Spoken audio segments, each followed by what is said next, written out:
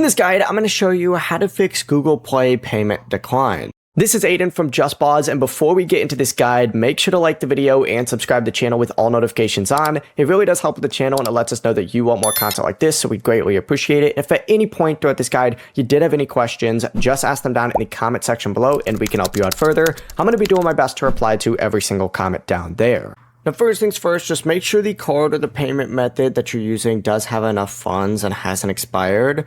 You can also open up the Google Play Store and tap on your profile picture up in the top right. Select payments and subscriptions, and in this section, go ahead and select payment methods and just make sure that your payment information is correct. Your billing address also needs to match the address connected to your card. Google says incorrect billing or incorrect zip code can also be a very common cause for a payment to be declined. And if everything still looks correct, go back to the purchase, tap on your current payment method, and try a different card or a different payment option.